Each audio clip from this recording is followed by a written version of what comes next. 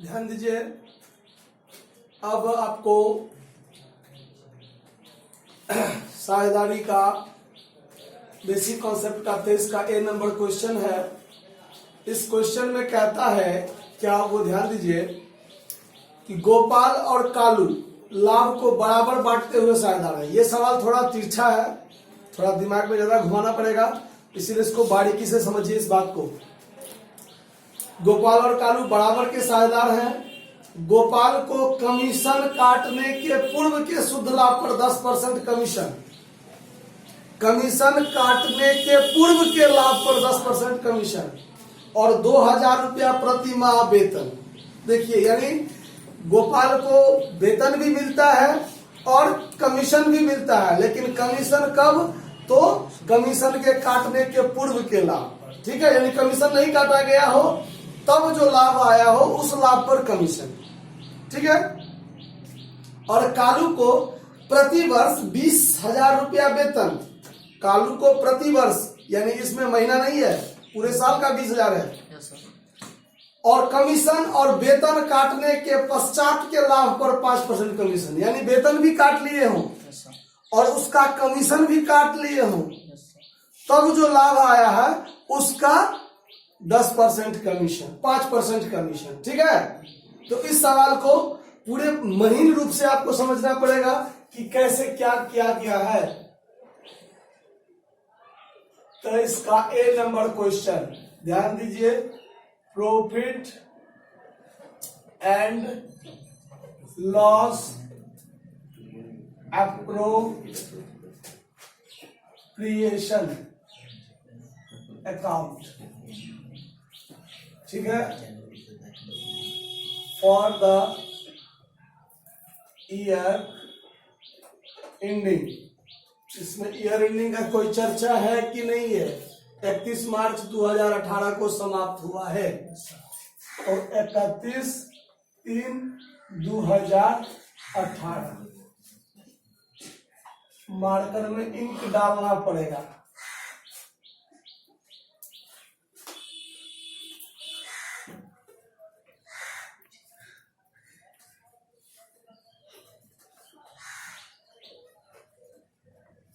ठीक है, तो इसमें ध्यान दीजिए, ठीक है। सबसे पहले वर्ष में जो लाभ हुआ है वो 1,84,000 का लाभ है। तो सबसे पहले यहां पर हम लोग बाय नेट प्रॉफिट 1,84,000 लिख दें। इसमें कोई दिक्कत तो नहीं होगा, नहीं ना? ठीक है।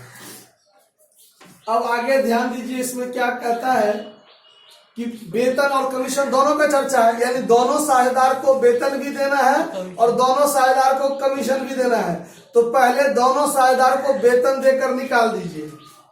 तो पहले यहां दे दीजिए टू सैलरी गोपाल और कालू। तो गोपाल को 2,000 रुपया प्रति माह सैलरी मिल रहा है, तो 24,000 हो जाएगा कि नहीं होगा? और कालू को 20,000 रुपया वार्षिक मिलता है, यानी पूरे साल का 20,000 मिलता है। तो दोनों साझेदार को मिला के सैलरी कितना हो गया? 44,000 सैलरी हो गया। चल, यानी दोनों को हमने सैलरी देकर क्या किया? निकाल दिया। अब आगे आएगा कमीशन की बात। अब कमीशन की जहां बात आएगा तो कमीशन में एगो साझेदार को क्या है? कमीशन देने से पूर्व के लाभ पर कमीशन, और एक साझेदार को है कमीशन देने के बाद के लाभ पर कमीशन, ठीक है। तो इस यही बात को समझने में थोड़ा आपको दिक्कत बुझाएगा, लेकिन इसको बारीकी से समझिएगा तो फिर दिक्कत नहीं आएगा। तो अभी किसी को कमीशन नहीं दिए हैं, तो कमीशन देने से पूर्व का लाभ कितना बचा है वो देखिए। वेतन तो दे दिए हैं, तो 1,84,000 में से 44,000 आप माइनस कर लीजिए, तो 1,40,000 बचा। यानी वेतन देने के बाद हो गया ना, वेतन देने के बाद अब कितना लाभ बचा है? 1,40,000, क्योंकि 1,84,000 में से दोनों साझेदार को मैंने सैलरी दे दिया। अब लाभ बचा है 1,40,000। तो कमीशन देने से पूर्व का लाभ अभी तक 1,40,000 है। क्लियर? तो अब जिसको कमीशन देने से पूर्व के लाभ पर कमीशन है, पहले उसको कमीशन दे देते हैं। तो गोपाल को है कि गोपाल के कमीशन काटने से पूर्व के शुद्ध लाभ पर 10% कमीशन। तो अब पहले हमको क्या करना है, तो गोपाल का कमीशन दे दीजिए, गोपाल कमीशन शॉर्टकट में लिख दिए हैं। तो अब गोपाल का कमीशन क्या होगा, तो 1,40,000 का 10%। कमीशन नहीं दिए हैं, वेतन तो दे दिए, लेकिन कमीशन देने से पूर्व के लाभ पर, तो कमीशन तो अभी तक नहीं दिए हैं। तो मेरा कमीशन देने से पूर्व का लाभ कितना है, 1,40,000। तो 1,40,000 का 10% दे दीजिए, तो 14,000 यहाँ आ गया। अब एगो को तो कमीशन दे दिए हैं, अब बचा है कालू का कमीशन। किसका कमीशन? तो अब उसको भी हम लोग देंगे यहाँ, तो टू कालूज कमीशन कर दीजिए। अब कालू को जो कमीशन, सुन लीजिए यही बात मेन है, कालू को जो कमीशन देना है वो कालू को भी कमीशन देने के बाद जो लाभ बचेगा उसका वो कमीशन होना चाहिए। अब ये तो थोड़ा बात उजरुआ आ गया, क्या बात हो गया इसमें वो ध्यान दीजिए। यहां जो कालू का कमीशन होगा वो हम दे दिए, तब जो लाभ बचेगा उसका कमीशन वो होना चाहिए। तो भाई उसके बाद पहले दिए नहीं, फिर बाद में आएगा, उसका वो उतना 10% कमीशन होना चाहिए। ये तो थोड़ा उल्टा पुल्टा बात हो गया, एक पता नहीं है और दूसरा देना भी है, और उसको देने के बाद जो बचा है उसका वो होना भी चाहिए। नहीं, घुमुआ बात हो गया, जिलेबी की तरह घूम गया है पूरी बात।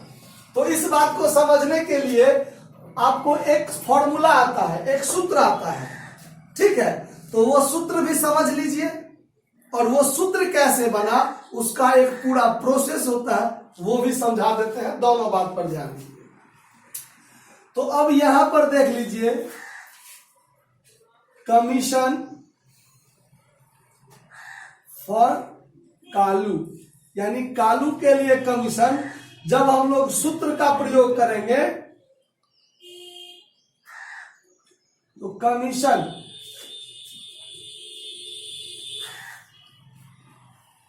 यहां लिख देते हैं आफ्टर कमीशन, आफ्टर कमीशन मेरे कमीशन देने के बाद कालू का कमीशन, ये हुआ ना बात।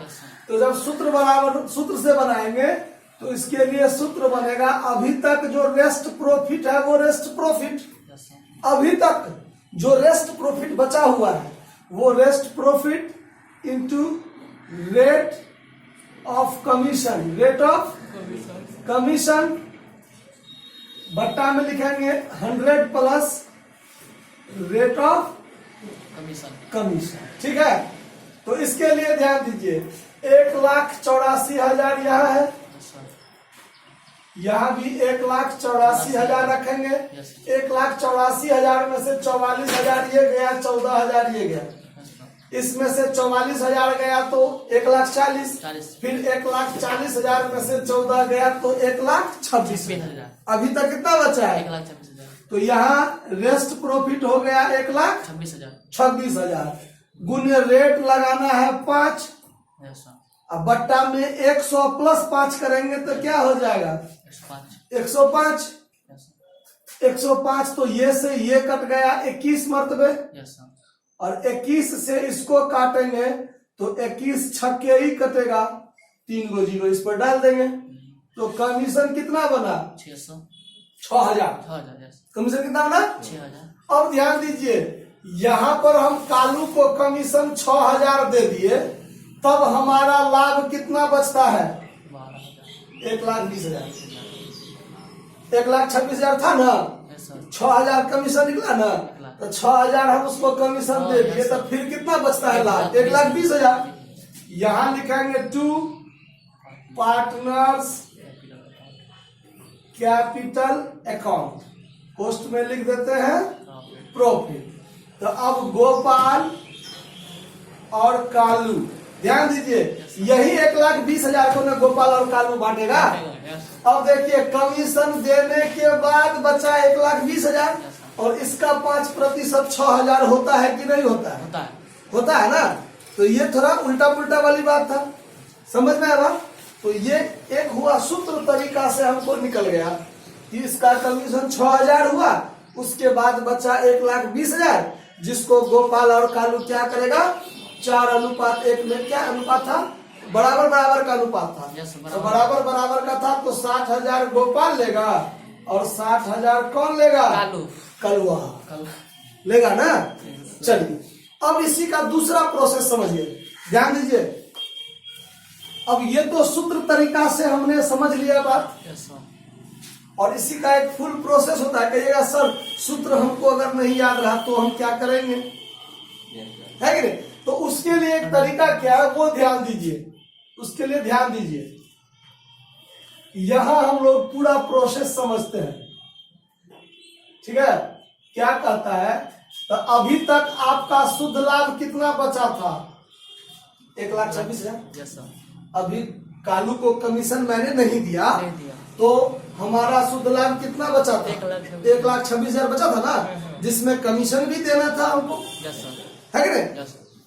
तो इसमें हम क्या करेंगे, पहले मान लेंगे। ध्यान दीजिए, यहाँ लाइट नहीं आता है बोर्ड पर, माना कि कमीशन कालू, कालू का भी नाम लिख दीजिए, माना कि कालू का कमीशन देने के बाद का लाभ आता है ना बोर्ड यहाँ पर, माना कि कालू का कमीशन देने के बाद का लाभ इक्वल टू कितना, 100 मान लिए। ये कमीशन देने के बाद का लाभ है 100, यानी कमीशन हम दे दिए हैं, उसके बाद का लाभ कितना, 100। तो कालू का कमीशन कितना बनेगा, तो कालू का कमीशन कितना बनेगा, तो वही कमीशन देने के बाद का जो लाभ होगा उसी पर ना 10%, तो उसको कमीशन देने के बाद का लाभ 100 है, तो 100 का 5% है ना, तो 5% कमीशन दीजिए, तो 5 रुपया हुआ उसका कमीशन, कि कोई दिक्कत। अब चलिए, अब यहां पर देखते हैं कमीशन, इसीलिए कमीशन से पूर्व का लाभ, कमीशन से पूर्व का लाभ, तो कमीशन देने के बाद था 100 और कमीशन दिए 5, तो कमीशन से पूर्व का लाभ कितना होगा, 105 है ना। कमीशन से पूर्व का लाभ कितना, 105। कमीशन से पूर्व का लाभ तो हमारे पास 1,26,000 था, ये तो क्लियर था मेरा। अब ध्यान दीजिए, अब यहां लिखेंगे चूंकि कमीशन से पूर्व का लाभ 105, तो कमीशन कितना, 5। कमीशन से पूर्व का लाभ 105, तो कमीशन कितना, 5। इसीलिए कमीशन से पूर्व का लाभ यदि 1 हो तो कमीशन कितना होगा, 5/105। एक नियम पे आ गए हम लोग। इसीलिए कमीशन से पूर्व का लाभ हमारे पास कितना था, 1,26,000 था। चूंकि हमने यहां तक तो दे दिया था, उसके बाद ना ये सारा काम था, तो कमीशन से पूर्व का लाभ कितना था, 1,26,000। तो कमीशन कितना बनेगा, 5/105 गुने 1,26,000 करेंगे कि नहीं करेंगे, समझ में आ रहा बात, कि कोई दिक्कत हो रहा है मत समझने में, ठीक है सब।